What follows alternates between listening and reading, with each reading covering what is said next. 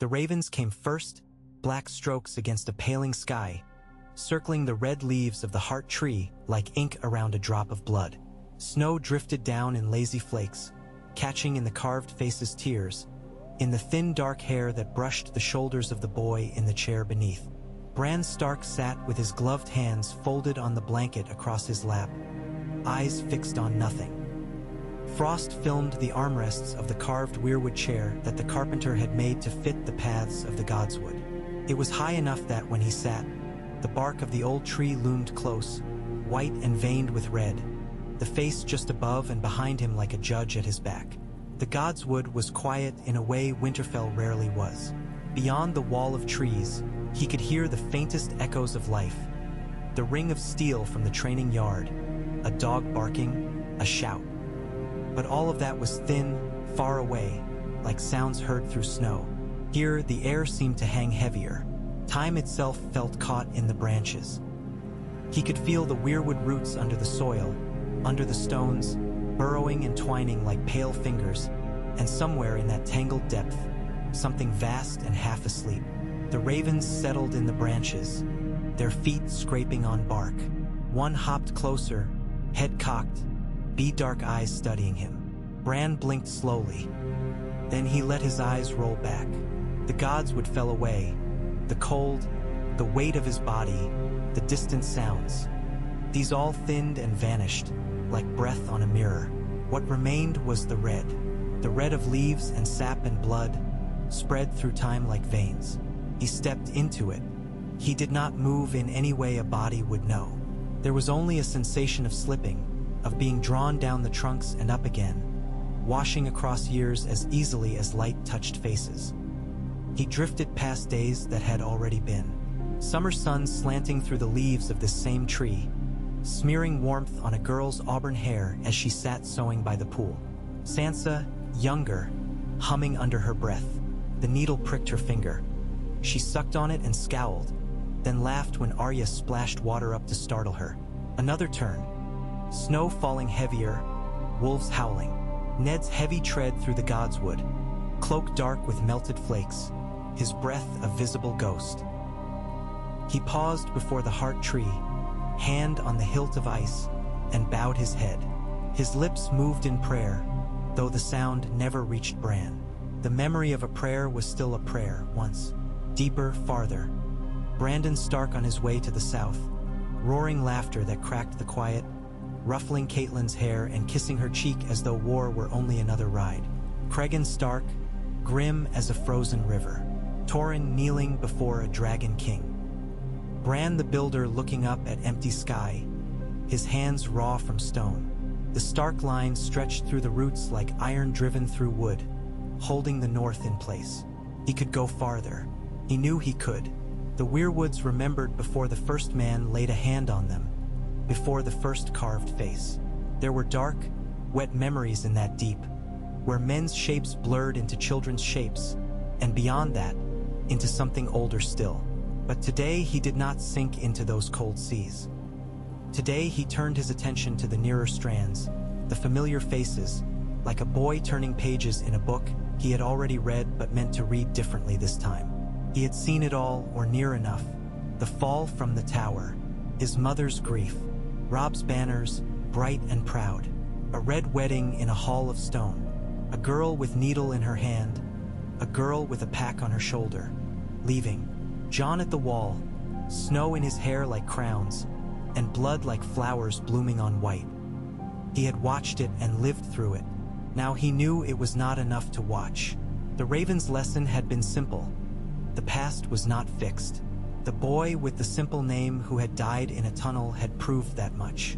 A word whispered across years could break a man, could break many things. The trees whispered when he brushed against the newer histories. A hiss and rustle torn by the wind, but there was no wind here. It was the drag of time shifting as he touched it. He went first to an easy place, a small place. Old Nan sat by the hearth, her face collapsed in on itself like a dried apple. Bran remembered the smell of her. Wool, onions, the must of the furs she slept in.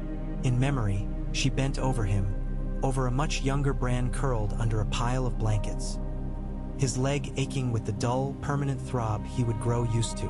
"In the dark of the long night," she said, "when the sun hit her face and the ice."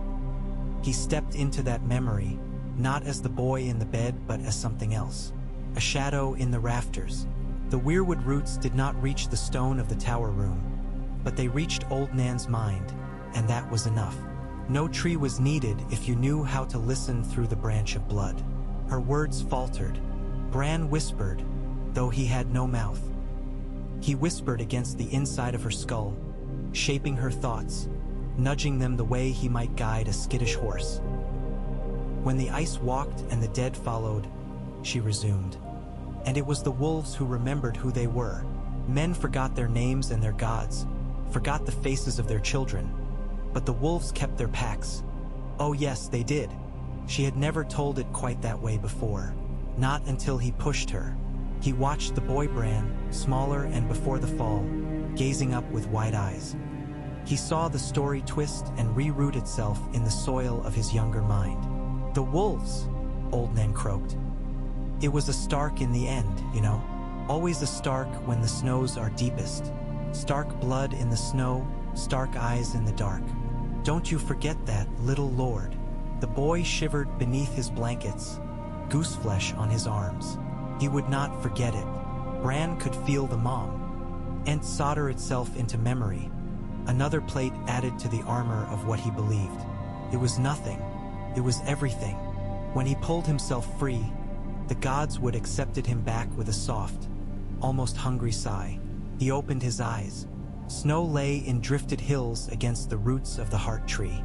The ravens had shuffled closer, clustering in watchful ranks. One was so near he could have reached out and touched its glossy breast if he still thought in such small gestures. Bran raised his head. The air felt thin, almost brittle.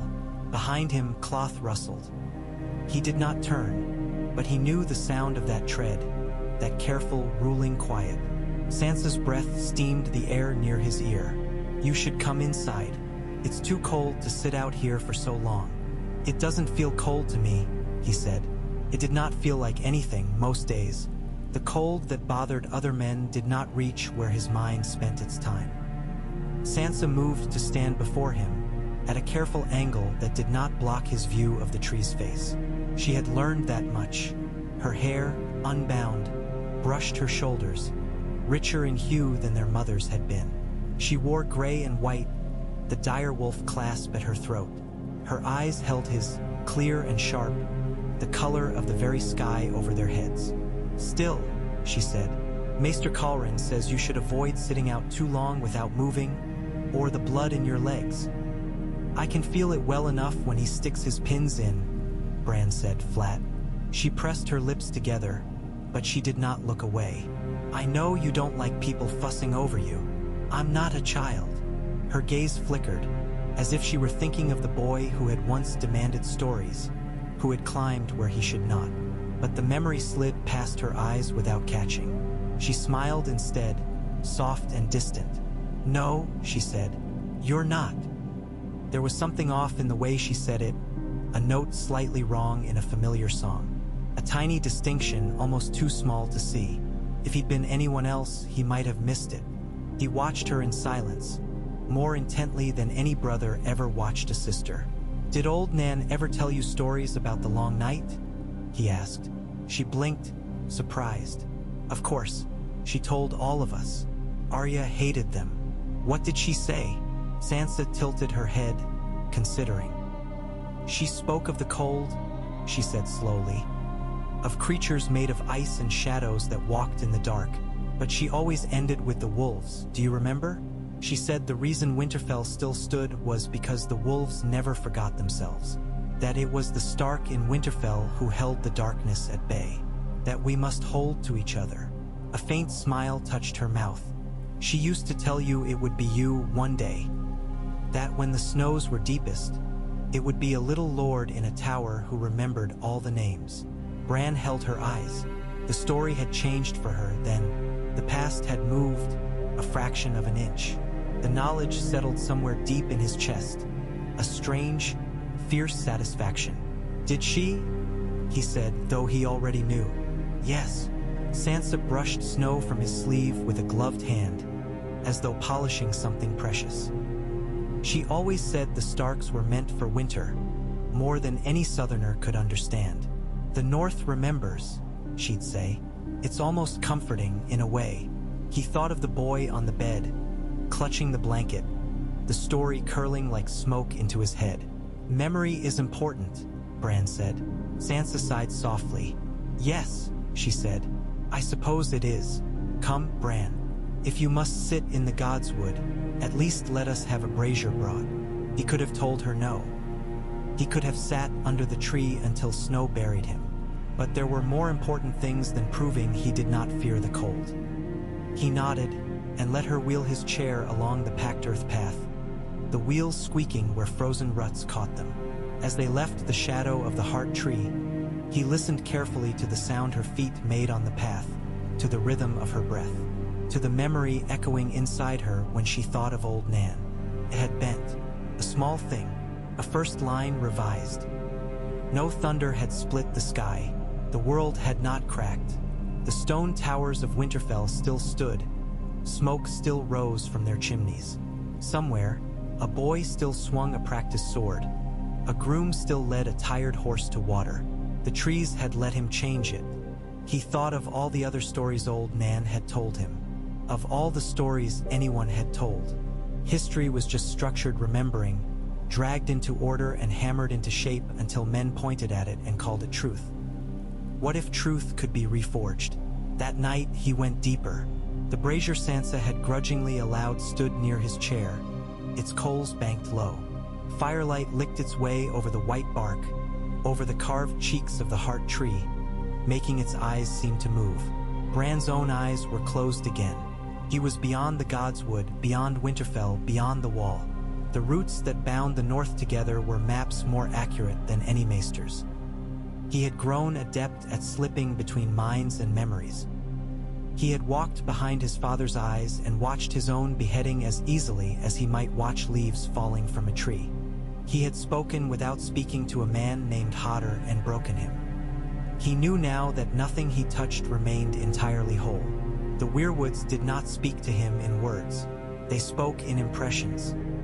Cold pressure, the slow drip of sap, a sense of vast age and the indifferent patience of things that measured years and centuries. He showed them what he wanted. He did not think in words, either. Words were too slow. He laid out, in the span of a heartbeat that there was no name for, all the things he had seen, all the deaths, all the betrayals. He laid out Robb's body on the stone floor F.A. Castle far from home. He laid out Sansa's tears, Arya's list, Jon's lifeless face turning gray in the snow. He showed them the stark crypts, full of stone men with iron swords, and how the line might end there, how close it had come. He showed them the moment in the Godswood when his father prayed, and again when his father's head struck the straw and rolled. He showed them the Tower of Joy. That place sang in the roots like a fresh wound. Sunlight on white stone, the ring of swords, the breath of men fighting for something they could not name. The man with the sword named for dawn, moving like light. His father's desperation, like a blade in his own throat. In the tower, the smell of blood and roses, and a baby's first thin cry. This brand new was the hinge. The past had many hinges. This was one he could feel acutely. He pushed at it. The easiest path was through his father. Ned Stark's mind had always been full of stone and duty, but there were softer places, moments of weakness, of doubt, of sleep. Bran slipped into one of those, into a dream his father had on the long ride north from the south that first time, before he had even laid eyes on Winterfell again. The dream replayed the Tower of Joy, as it always did in Ned's sleeping hours. It opened like a wound. Bran slid through it. He felt his father's body move, blade in hand, sweat running down his back under ringmail. He felt the hot air of the Dornish morning, the dryness on his tongue. He felt the ache in his arm where a friend had fallen, the weight of the dead. "Lord Stark," said the man with the pale sword, his voice almost regretful. "I looked for you on the Trident." "We were not there," Ned heard himself say. Bran had seen this again and again. The words, the dance of steel, the blood. He knew the exact moment the sword would pierce his father's leg. He knew which stones would be stained forever after. He knew the way his father's heart would lurch when he heard the woman scream from the tower. He was not here to stop any of that. The past would resist such bluntness. He had learned that the hard way. Events were like great rivers. Trying to push against their flow with bare hands only left you exhausted, half drowned. But rivers could be redirected if you knew the shape of the land. He waited. He waited until his father knelt at the side of the bed, until he took the girl's hand in his own. Lyanna's hair was dark with sweat, the sheets soaked with it and with blood. The air smelled of iron and crushed petals. "Promise me, Ned," she whispered. "Promise me." The words seared through Bran even now. His father, younger and more open-faced, stared down at her. Bran could feel the churn of his thoughts. The dread, the ache, the love. He moved closer, pressing forward until he was no longer just a watcher in his father's eyes, but a pressure, a weight in the back of his mind. This was not the first time he had tried to slip into his father. He had done so 100 times before, always pushing only lightly, barely nudging a thought here or there, fearful that more would break something irreparably. The old man in the cave had warned him. The ink was dry, that was what he had said. That the past could only stain, not be rewritten. But the ink lay in minds, and minds were not stone. "Promise me," Lyanna said again, weaker. Her hand convulsed around Ned's. His father swallowed. "I promise," he said brokenly, and that too Bran had heard before. He pushed, not against the words, against the meaning behind them. He flooded Ned's mind with images he had no right to carry. He showed him Winterfell's courtyard with a boy in black swinging a sword, and the boy's eyes when he raised them. Gray, so stark. He showed him the boy screaming as a knife slid through his heart and the color fled his lips. He showed him that same boy, older, standing on a wall of ice, the wind tearing at his hair, facing down an army of the dead alone. He showed him every moment his father had worried, in the years to come, that the promise he kept had sown the seeds of disaster. How Catelyn's eyes had gone hard whenever they fell on the child not her own. How Robb had grown beside a brother he thought a bastard. How unspoken lines had been drawn in their games that later became borders. He showed him a different choice. Tell her son's name. Tell the world. Raise him as heir and truth, not as shame. Bran did not push the choice itself. That would snap the river. He pushed the question. He made it impossible for his father not to think of it, not to weigh it deeply, stubbornly, as Ned Stark always weighed every duty. Lyanna's eyes searched her brother's face. "Promise me," she whispered, and in her, too, he threaded his presence, the thinnest sliver. She was dying. The walls were coming down. Through the cracks, he slipped. He showed her the boy as she might see him. Her son, grown, stark in every line, but with the stubborn curve of his father's mouth, the dark fall of his hair. He showed her her own tomb under Winterfell's stone, the cold that would seep through her carved likeness. He showed her what secrets did when buried long enough. They rotted, they spread, they poisoned everything. "Promise me," she said, and between one breath and the next, the meaning of the words shifted, just a bit. Not promise you will hide him, but promise you will not let him be forgotten. Ned's grip tightened. "I promise," he said again, but his voice was different now. Bran felt the resolve hardening, not toward concealment but toward something else. "You name him," Lyanna managed, the words slurring. "Name him as he is." Her voice in the original memory had trailed off into blood and nothingness. Now it hung, ragged but clear, and Bran pushed, gently, like a hand on a horse's flank. "Name him as he is," he whispered inside her. "Not storm, not snow." Ned's breath hitched. "He will be my son," he said, hoarse. "He will be Stark. I swear it, Lyanna, on my honor and my life." Her fingers loosened. The rose petals on the floor, fallen from some forgotten vase, drank in the blood drip by drip. The world trembled. It was not a sound, not a shaking of stone, but a tremor in the web of memory itself. A line shifted in the tapestry, a knot undid and retied. Bran felt it passing through his own mind too, a wave of rearranged truth. The river, for a moment, ran in two beds at once. Then, slowly, one began to dry. He fled before it could drown him. He fled back up through roots and sap, through the ancient wood, through the now. Every step left a smear where once had been a clear footprint. He woke with a gasp, fingers curled on the blanket so tight his nails bit his palms. The brazier's coals were mostly ash, a few orange eyes blinking faintly. The snow on the heart tree's branches had thickened. The ravens were gone. His chest hurt. He realized after a moment that it was because he was breathing too hard. He forced himself to slow it. Something had changed. He felt it like the strange tilt of a room when a picture had been moved, when a familiar chair had been shifted an inch to the left. The gods would still surrounded him. The walls of Winterfell still loomed, but there were new lines in the stone. It would be subtle at first. He had not erased a life. He had reshaped the way it had been acknowledged. Stubborn as his father had been, he would not stand atop the high tower of the Red Keep and shout the truth for all ears to hear. Secrets were woven into his bone, but he would not hide the boy in shame, whisper his mother's name only into the flames and never to his children. Bran closed his eyes and looked. At a long table in the great hall of Winterfell, with scarred and burned in places, a man sat with 4 children.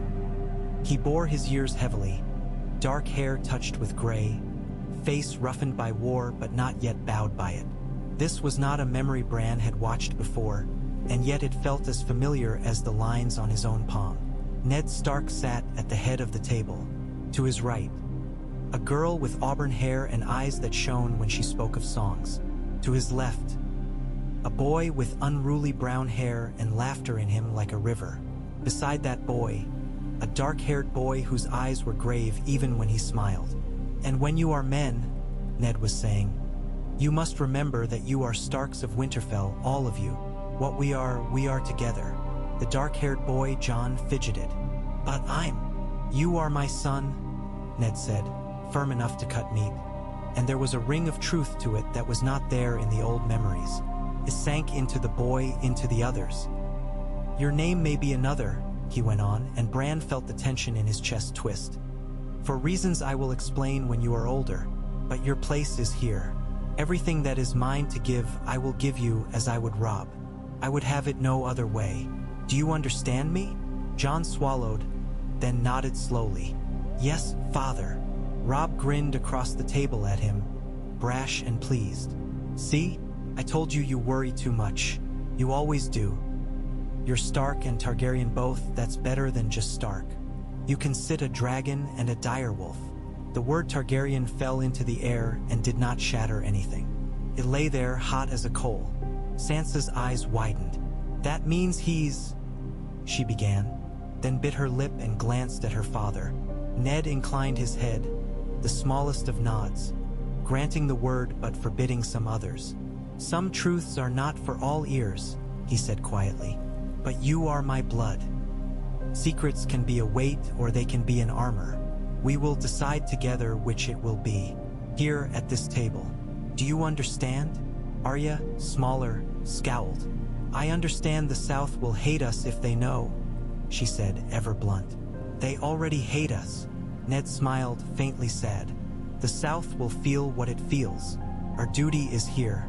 We remember who we are. Others may forget.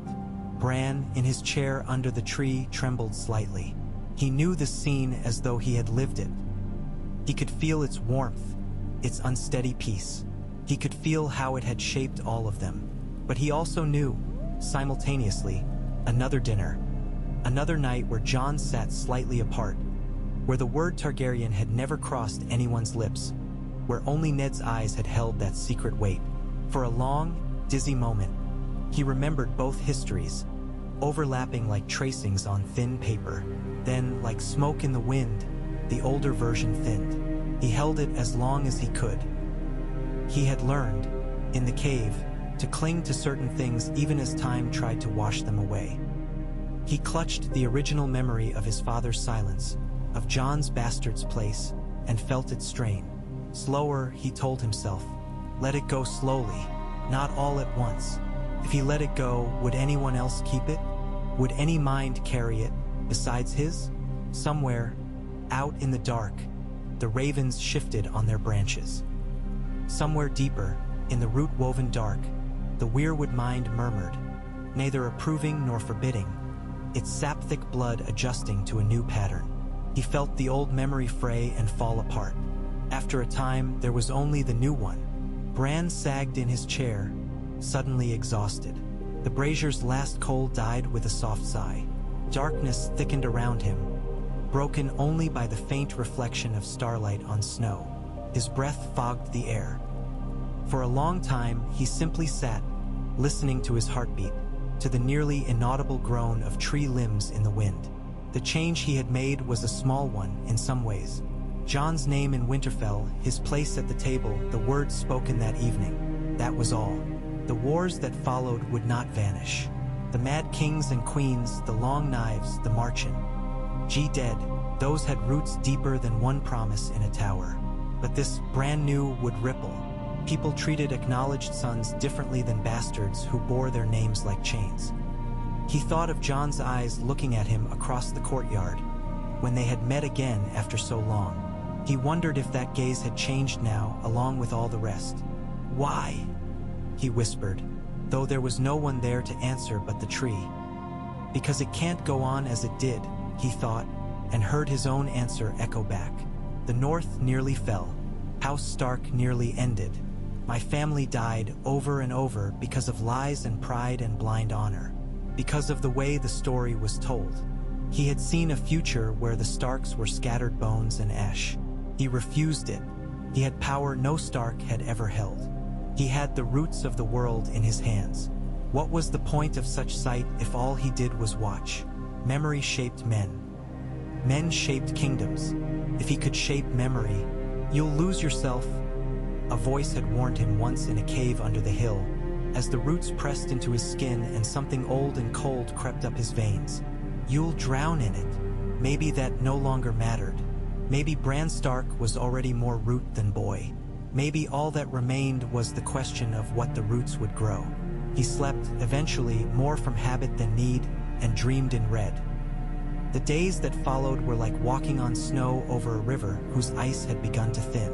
Everything looked solid, but he could feel the water rushing beneath. People spoke to him differently now, sometimes. Their eyes held slightly altered histories.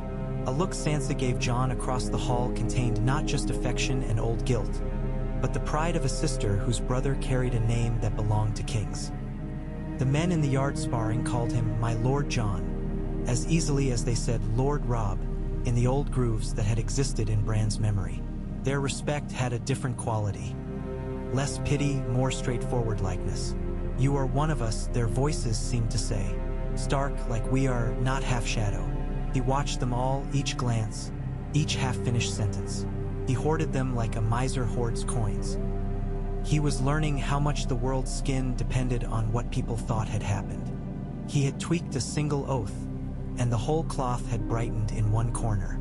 It excited him, terrified him. One evening, as the light slanted gold across the practice yard, Arya found him alone in the Godswood. The guards had grown accustomed to his presence and gave him distance. The boy who pushed his chair most often had gone to get more oil for the bearings. Bran sat under the heart tree, hands still, eyes half-lidded. Arya stood before him, her boots leaving light impressions in the snow. She wore no northern gown now but simple, tight-fitting clothes that allowed movement, a sword at her hip. Her hair was pulled back, a few dark strands escaping to fray around her face when the wind teased them. "So this is where you go," she said. Her voice carried something that did not belong to the north, a thin edge honed far away in darker places. She had walked under foreign skies, had killed men and watched gods in other shapes. Bran blinked, focusing on her instead of the shimmer of the past he had been watching. "Where else would I be?" he said. "Around people, she said, but there was no real reproach in it. She glanced at the tree's face, then back at him. Or in council, Sansa says you're welcome. You don't always need to let the rest of us decide. She decides, Bran said. Arya snorted softly.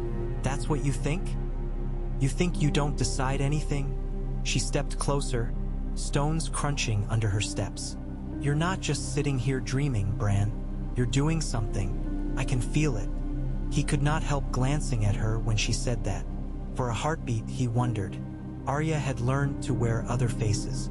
She had learned to step outside herself. Would that protect her from him, or make it easier for him to slip in? What do you feel? He asked, careful. She narrowed her eyes. Whatever you're doing, she said.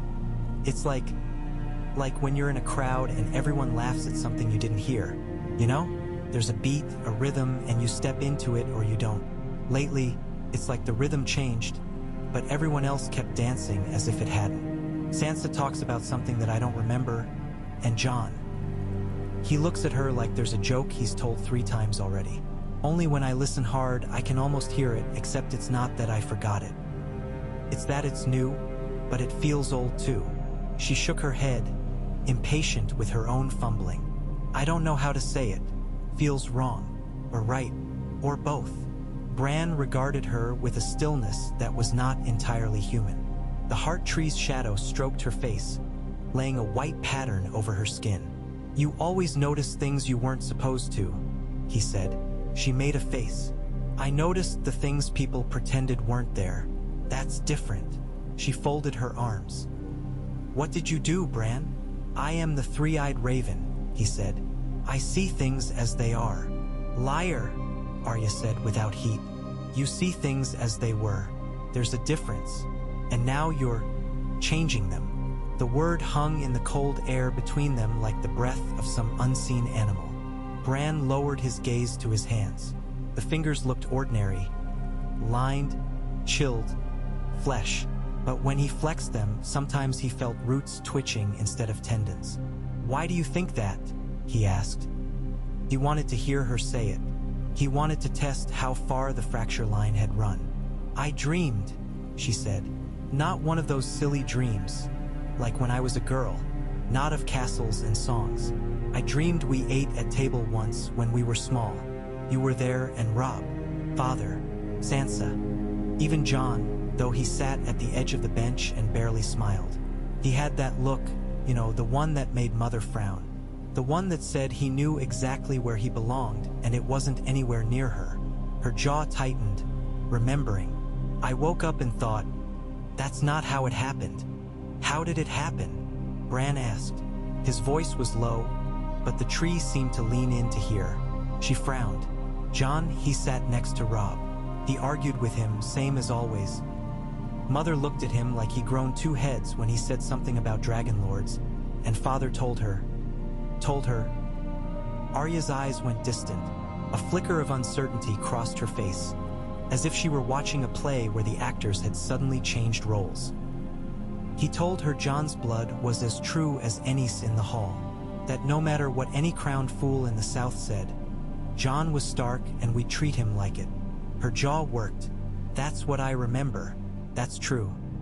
But so is the first thing, somehow. I can't explain it. It makes my head hurt. Bran felt the hair on the back of his neck rise. She had both memories, as he had, but where his position gave him purchase on the whole, hers was a loose thread dangling. It would either be pulled through or it would snap. Most people, he said carefully, only remember one or the other. They aren't like you. She lifted her chin. Then what am I? The one who went away, he said. The one who took herself apart and put herself back together in another shape. The trees don't quite know what to make of you. You smell of them a little and of something else. Many masks, many names. And you? She asked sharply. What do I smell of to you? He considered, serious. Snow, he said, and blood, and a list of names whispered in the dark. But under that home, you always smelled like home. Her face softened for an instant. So did you, she said. He let the words sit. They did not warm him the way they might have once. They passed through him like light through leafless branches. It needed to be different, he said finally. We nearly broke. We nearly ended. Don't you understand?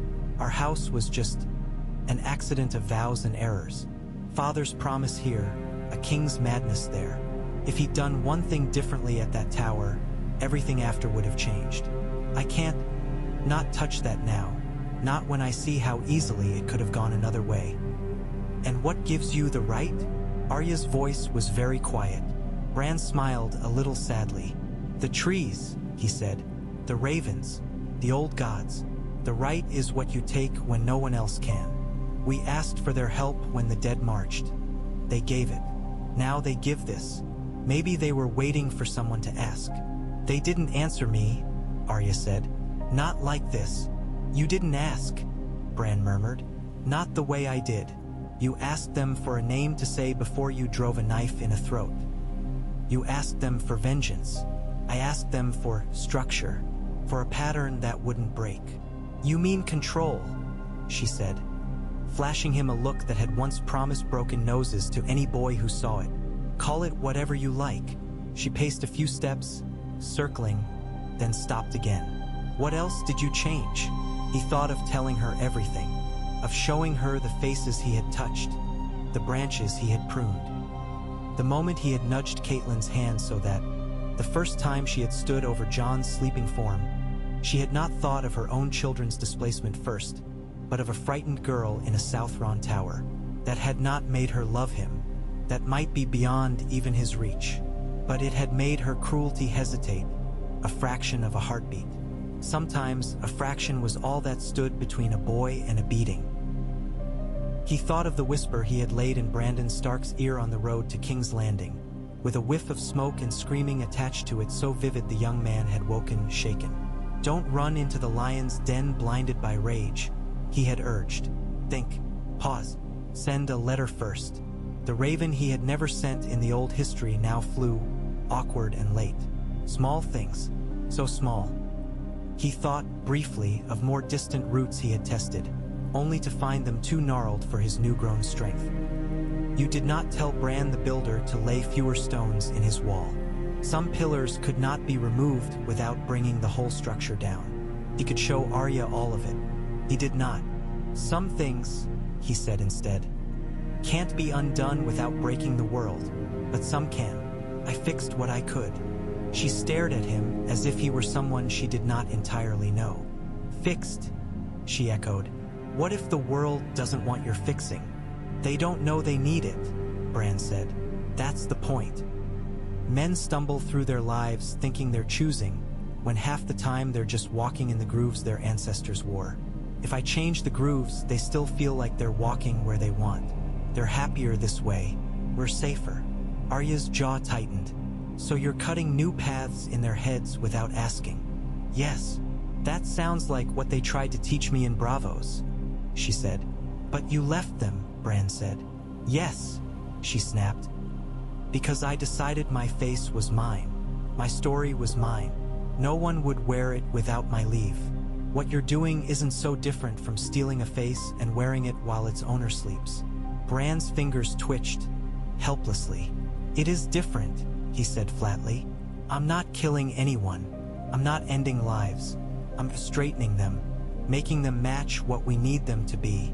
If we'd had this before, if Jon had been acknowledged, if Robb had learned caution sooner, if Father hadn't let his honor blind him, the war with the dead would have been easier. We wouldn't have bled so much. Mother might still be alive. Father, Robb, Arya swallowed. For a heartbeat, her face was a girl's a guy, and torn between wanting and knowing better. You don't know that, she said. I've seen enough paths to know some hurt more than others, Bran said. This one hurts less. Less for whom? She asked softly. For us, he said. For the North. For the wolves. Her eyes flashed. What about for them? Who? The ones whose minds you're crawling into, she said. The ones who wake up with memories 2 steps to the left of where they were before. The ones who start to doubt their own heads. They won't, Bran said. Most won't. They'll simply be. The past will be what it is. Only a few of us will remember anything else at all. Like me. Like you, he agreed. And John. Bran hesitated. He is complicated, he said. Fire touched him. Death touched him. The trees do not hold all of him. Parts of his story belong to another god, and that makes the ink harder to rewrite.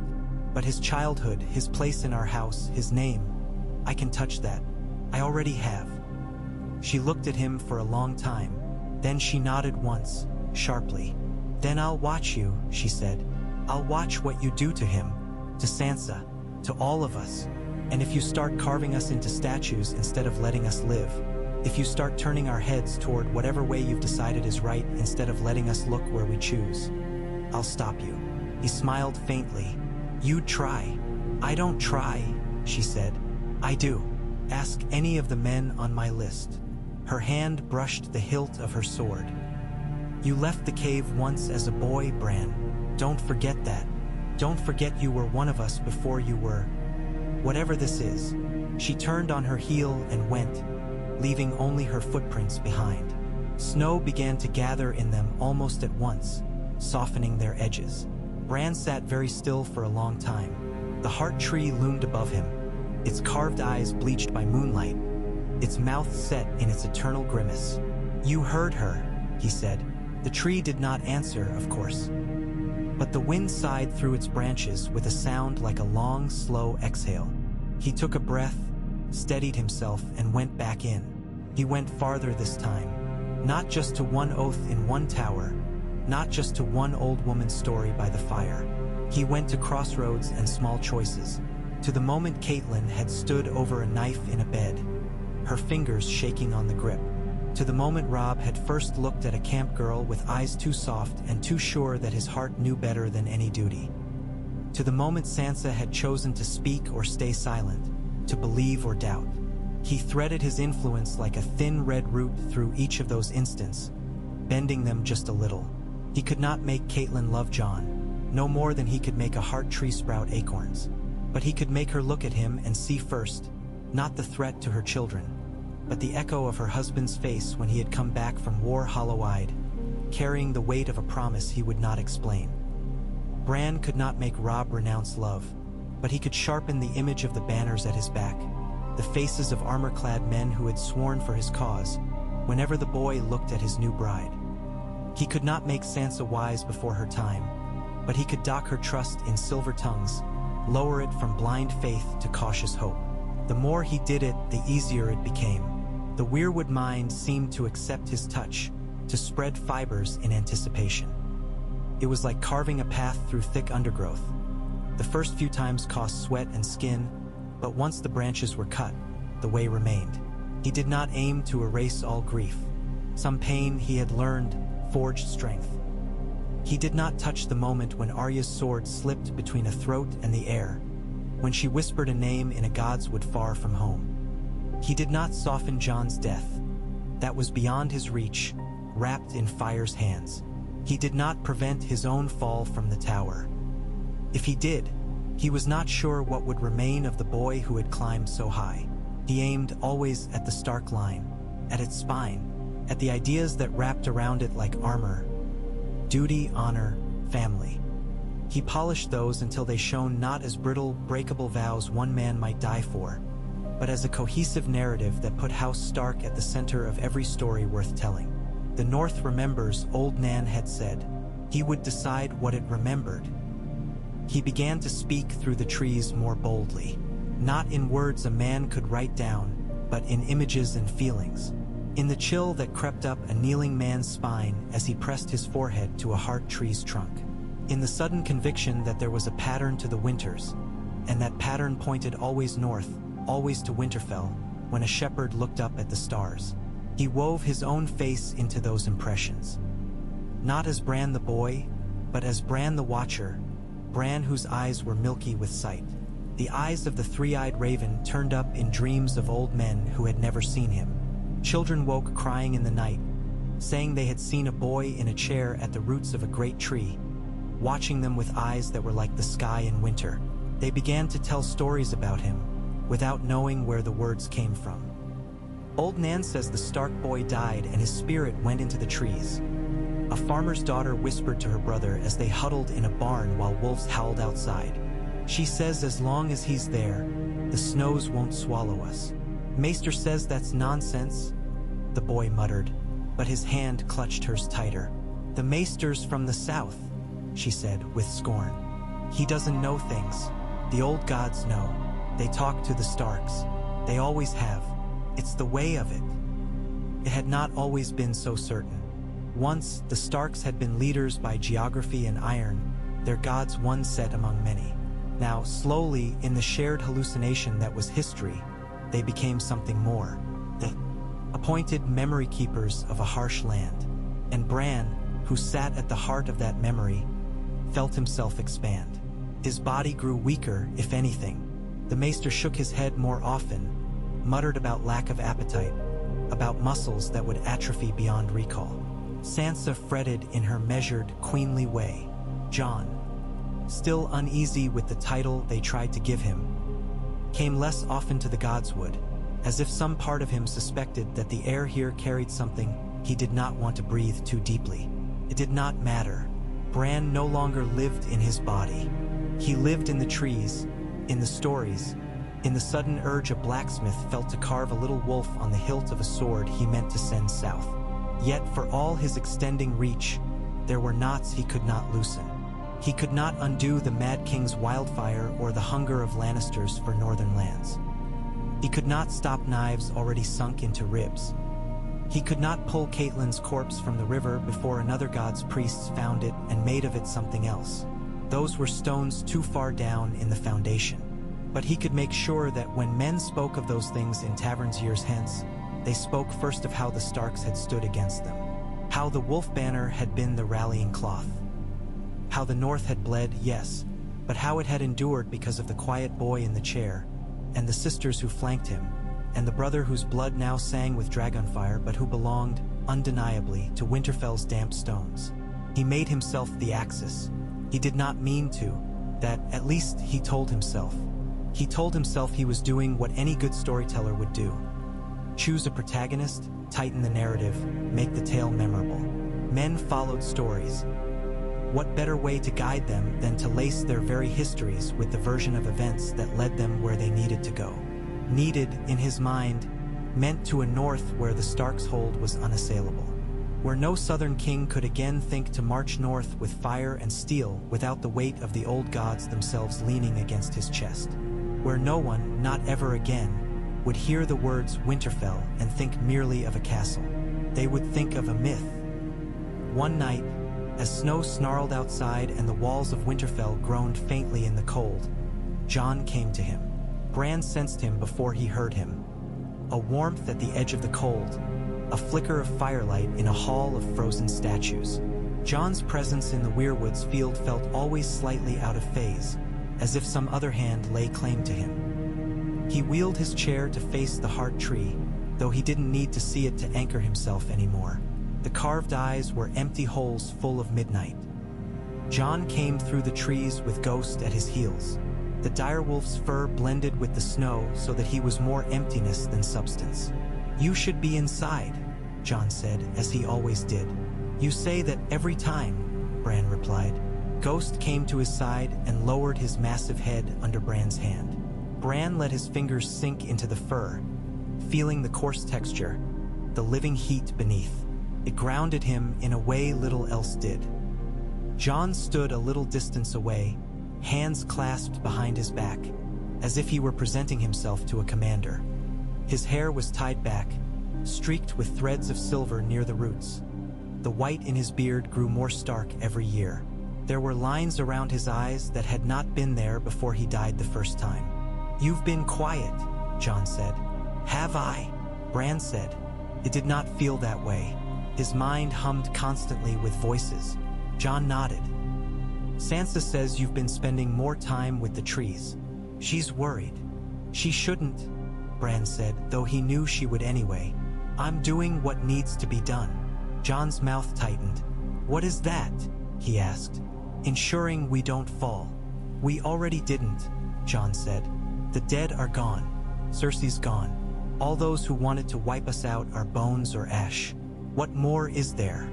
Bran turned Ghost's head gently, looking into the direwolf's red eyes. There 2 glimpses of paths pooled. Ghost had walked through snow so deep men barely breathed its cold. Kings die, Bran said.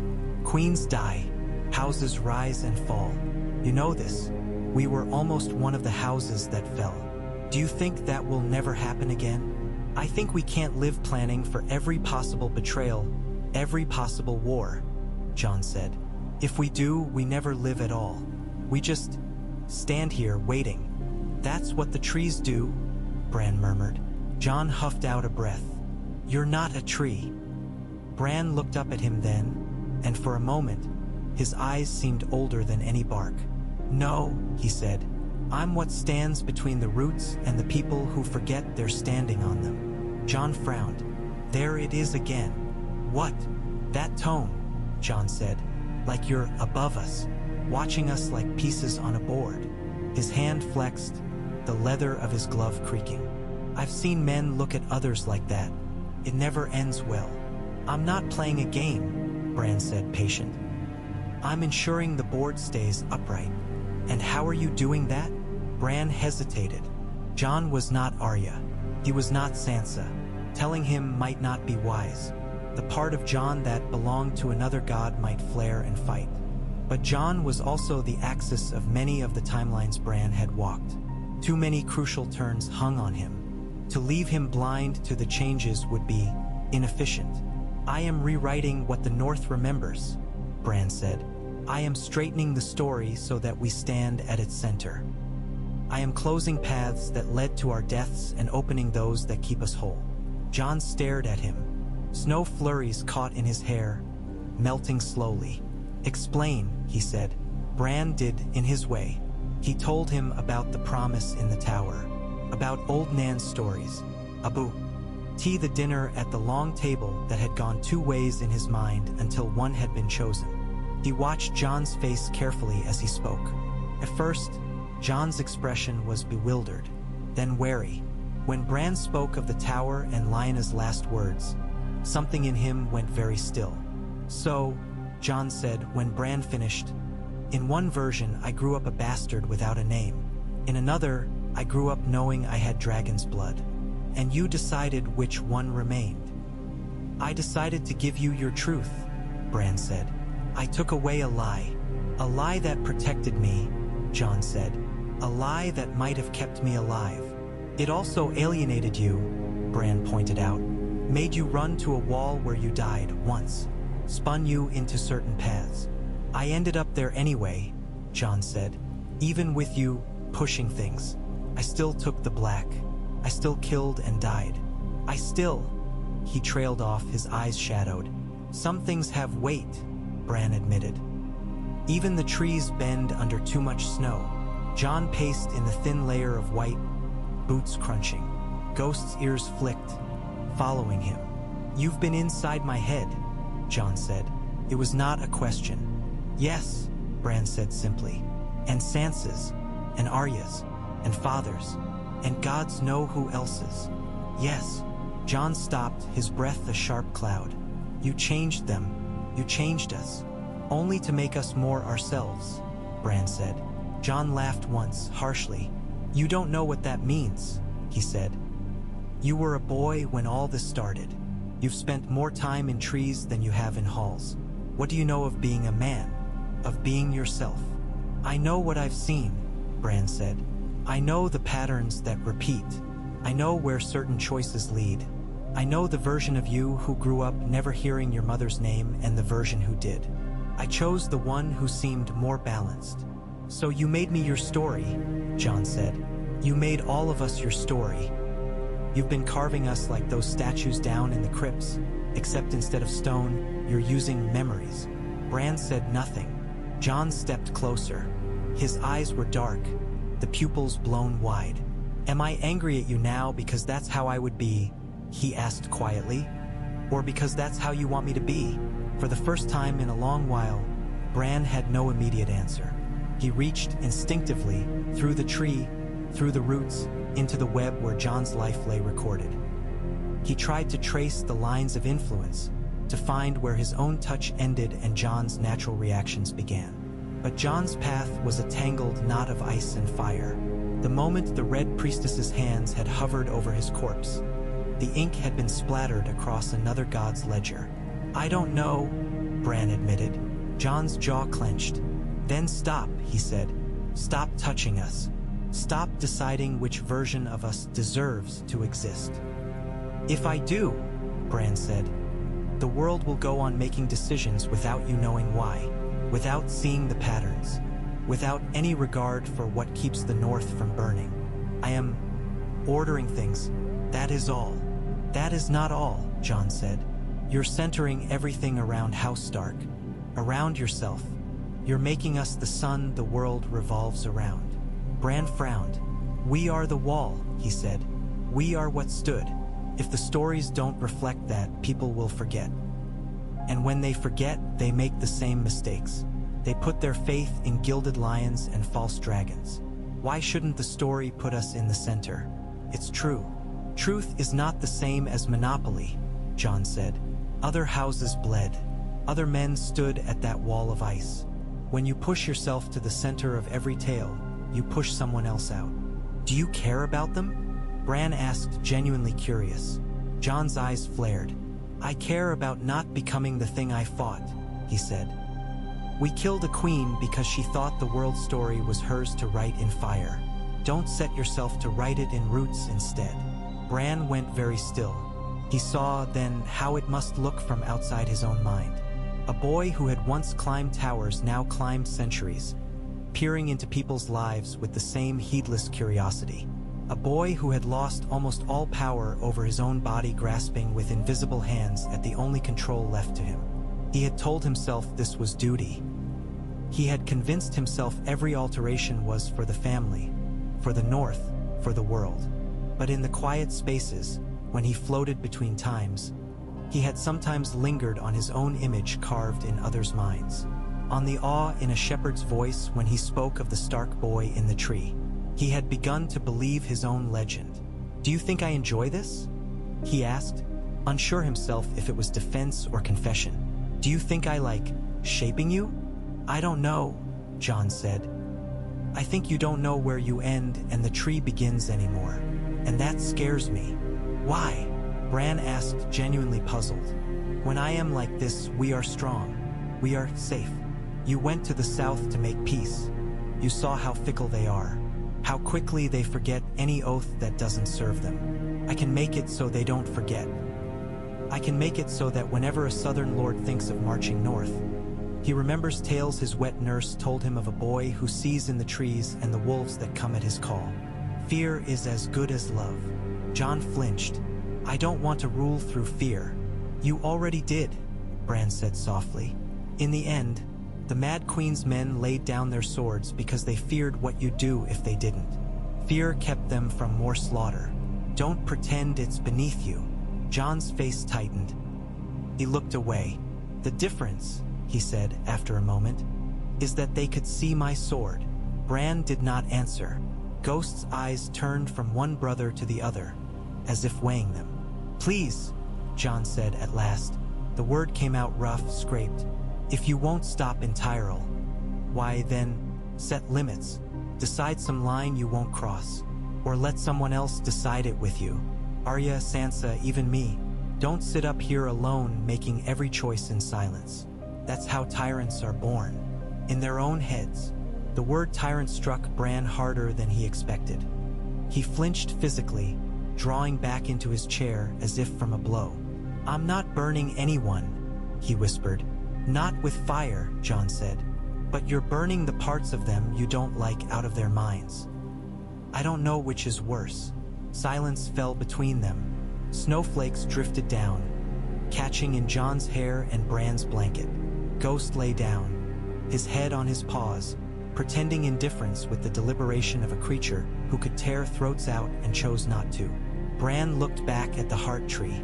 "What if we set limits," he said slowly, "and they break us? What if by not pushing a man's thought here, by not altering a tale there, I allow an ember to smolder that later burns everything? Then we face it," Jon said. Together, as we did before. If you steal every danger from us, you steal our strength too. We become only what you permit. That's not life, Bran. That's preservation. Like putting a wolf in a painting and calling it safe. Bran remembered Arya's words about faces. He remembered Sansa's careful gaze. He remembered old Nan's stories of kings who'd gone mad listening only to whispers no one else could hear. He had thought himself exempt because his whispers came from roots. Perhaps roots could lie too. I don't know if I can undo everything I've done, he said. I'm not asking you to, Jon said. We live with what we have. Always. I'm asking you to stop making new changes. To stop making yourself the author of every Stark's history.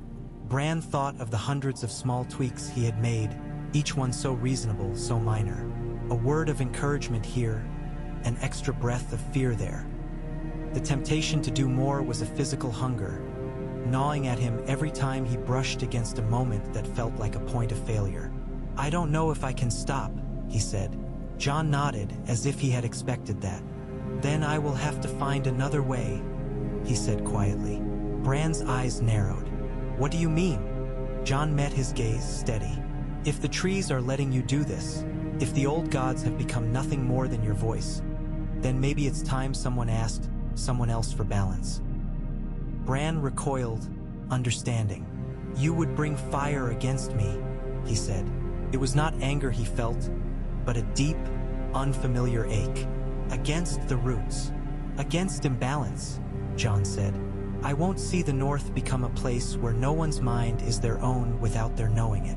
We fought a war for the living, Bran. This isn't living. Bran reached for him, unthinking, with the invisible threads he had come to wield so easily. He tried to brush Jon's thoughts, to nudge, to soothe. He hit a wall of heat. Jon jerked as if struck. His hand leapt to his chest, where scars lay under cloth. His eyes flared gold for a heartbeat, then settled back into gray. Don't, he said through clenched teeth. Bran pulled back, shocked. He tasted ash in his mouth and distant, faint laughter. The laugh of a red woman who had played midwife to a miracle. The laugh of gods who delighted in contradictions. Jon was not wholly his to shape, after all. Be careful, Bran whispered. Fire burns forests, and forests choke fire, Jon said. Enough that men can live between them. He turned and went, ghost gliding after him. Neither looked back. Bran watched them until the trees hid them. Then he turned his gaze inward. The Weirwood mind stirred around him, restless. It did not speak words, but he felt irritation, like sap burning in a wound. He had been moving within it freely, weaving as he pleased. Now someone had suggested tying his hands. He could feel the roots resisting. He had never asked truly whether the old gods wanted what he was doing. He had assumed their silence was consent. Now, feeling the slow, prickling pushback from the depths, he wondered if he had been a tool as much as a wielder. Perhaps they liked having a vessel with a human mind. Perhaps they wanted their own influence spread, and his insistence on centering his family was an acceptable price. Perhaps he cut that line of thought. Paranoia had its own roots. He drew in a breath and let it out slowly. Limits, he murmured. He thought of Arya's threat, Jon's plea, Sansa's worried eyes, of his father kneeling under this very tree, praying to gods who had never answered him in any voice he could hear. Then help me, he said to the tree. If you want your roots in the minds of men, if you want them to remember, then help me decide where to stop. I won't cut my own family into your shape alone. Not anymore. The wind whispered, branches creaked. Somewhere, a raven shook snow from its wings. He sank inward again, but this time, he held himself back from the small, tempting points of alteration. He let memories play as they were, even when they scraped him raw. He watched a boy be refused a seat at a table in a version of events he had not touched. He watched a girl trust a golden-haired knight and pay for it. He watched his father's honor lead to the block over and over. He let the ache of it wash through him. Then he turned his attention outward, not to those closest to him, but to the wider tapestry. There were other houses given too much pride in the old tales. Other kingdoms where songs elevated cruelty to glory. If he could not touch the Starks without cutting himself, perhaps he could still tug slightly at those who had once thought themselves the world's center. He did not go back to Aegon's Landing or to the Field of Fire. Those were deep stones. But he went to smaller places, a minstrel's choice of Heim, when singing of how a northern host had saved a southern town from raiders. A maester's decision about which letters to preserve when copying histories of the War of the Five Kings. He did not erase the dragons. He did not soften their fire. He did, however, make sure that every telling of their glory carried, somewhere in it, a line about a wolf that watched from the shadows, unmoved. Slowly, he shifted the world's narrative center from the South's glitter to the North's endurance. Not just around his house, but around the idea of harsh lands that shaped hard, dependable people. He spread respect for the cold. In doing so, he found that his own image blurred slightly. Where once the stories had been about the boy in the tree, they now turned toward the land itself, the people who tilled and hunted and froze and laughed through it. He let them. He loosened his grip. He still monitored, still nudged occasionally when a famine loomed or a lordling's son began to dream treason too vividly. But he tried, for his siblings' sake if not entirely for his own, to step back from the urge to make every choice neat. It was hard. It made his mind itch. But he did it. Years passed. The Weirwood mind shifted around him. New scars grew on ancient trunks. New children knelt at roots and whispered their fears. New songs were sung by fires. In taverns in White Harbor, men drank and argued over which of the Stark girls had been cleverer in the wars, over whether Jon's dragon blood would have made him a better king than any southern claimant. In the halls of the Eyrie, pages read aloud from histories that now credited the North with turning back more invasions than the South cared to admit. In Old Town's towers, maesters grumbled as they inked the names of northern lords into margins they'd once reserved for Valyrian pedigrees. No one spoke of the boy in the tree as often anymore. That was all right. The trees remembered him. One autumn, when the leaves were more gold than red, Arya came home. She had left again, of course. She had never been built to sit in halls. She had taken ship at White Harbor a year after their wars ended, saying she wanted to see what lay west of west. The stories that filtered back about her were fragmentary and wild. Some said she had sailed to a land where the sun never set. Some said she had killed a god in a city of blue glass. Most dismissed those as tales. Bran knew better. He had seen her silhouette, sometimes at the edge of his vision, standing on unfamiliar coasts. The Weirwood roots did not reach where she went. Not always, but they reached far enough to feel her as a foreign warmth.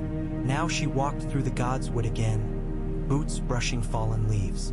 She looked older, not in the stoop or wrinkles of age, but in the way she carried herself, as if she were used to deserts and storms and would take a northern winter in stride. She stopped before him, took in the chair, the tree, the blanket over his legs. Ghost slept nearby, his muzzle gray with years. Sansa was in the hall, meeting with lords. Jon had gone back to the wall to be warden of something far smaller and quieter than the horror it had once held. "So," Arya said, with a crooked smile, "how's the rewriting going?" Bran huffed a laugh. "Slower," he said. "More careful." She came to stand by his side and, for the first time in a long time, put a hand on his shoulder. It rested there, light but firm. "I heard a song in a town I'd never even heard of before," she said, "half a world away. It was about a woman who wore a wolf's face and killed a king.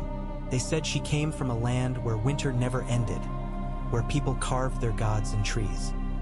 They spoke of it like a place you see in dreams, like something you might never reach, but that's there anyway, holding the world up." Bran felt something loosen in his chest. "I didn't put that there," he said. "I know," Arya said. "That's how I knew you'd calm down." Her hand squeezed his shoulder. "Stories spread even without you pushing them. Our house will be fine without you, growing roots in our heads." "I still mend things," Bran said softly, "here and there. I know that too, she said. But you're not the only one anymore. She tilted her head, listening to wind. There are other powers, other gods, other people stubborn enough to shape things. Let them. Don't carry it all. He looked up at her, at the way the light caught in her hair.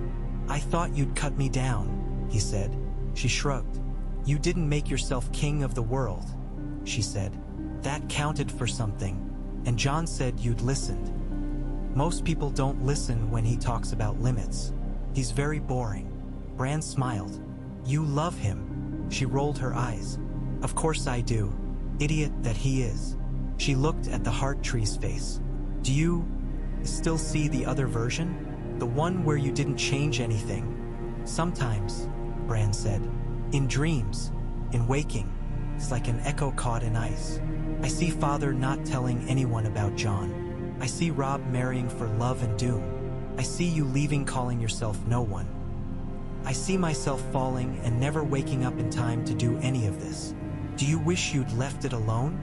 Arya asked. He considered. I wish, he said slowly, that someone had been there before me, to warn Father away from King's Landing, to tell Mother not to take a certain captive from his bed, to put a hand on Robb's shoulder when he first thought of breaking a vow, to whisper to you that a list of names is a weight you can set down. And if there'd been someone, Arya said, who do you think they'd have shaped the world around? He almost said themselves. Then he thought of the way men always told stories, no matter who guided them, of how, inevitably, they picked heroes and villains, centers and peripheries. I don't know, he said. Arya smiled, bright and fierce. Then maybe it's good, she said, that we ended up with you. If we had to have someone in the roots at all. You're annoying and stubborn, but you're ours. And you let go when we asked.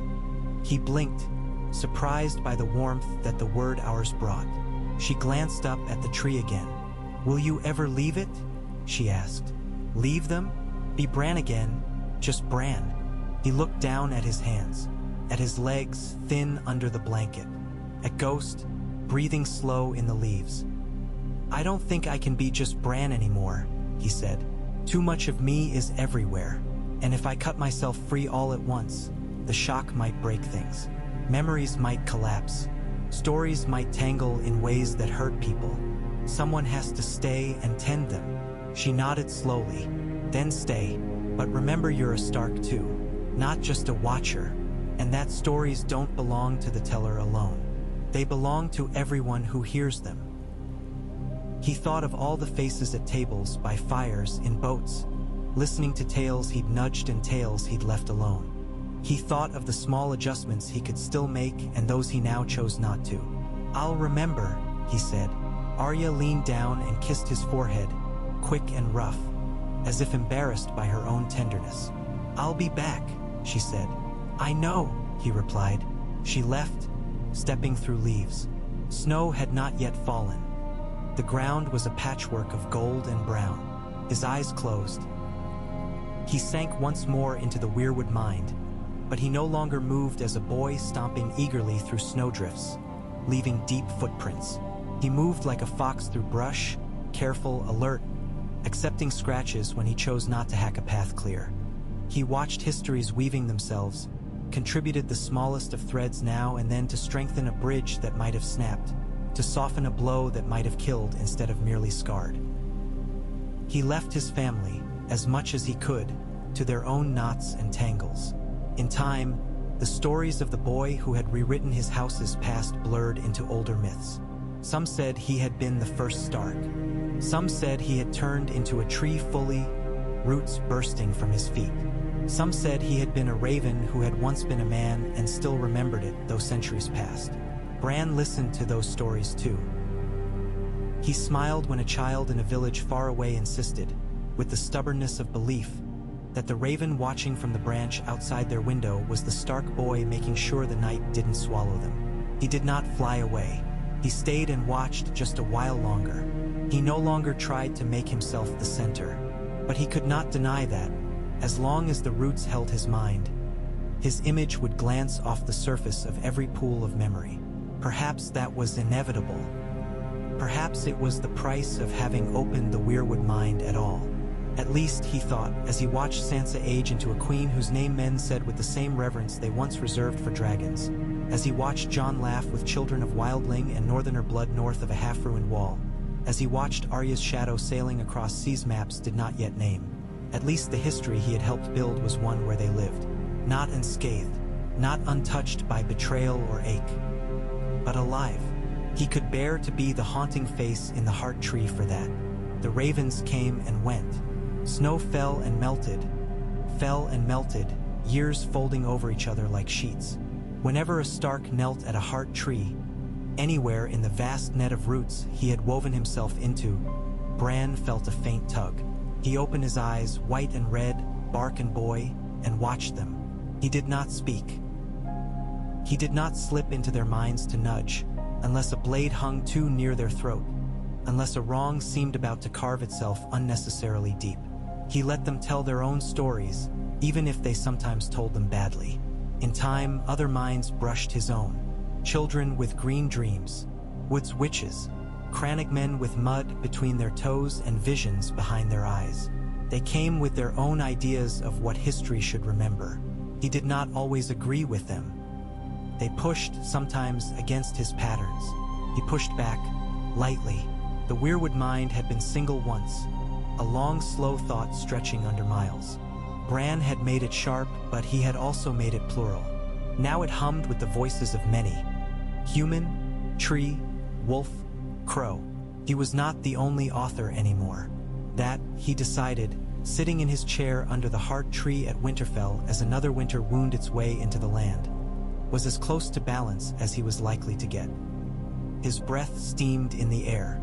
The carved face behind him looked out over the godswood, expression as unreadable as ever.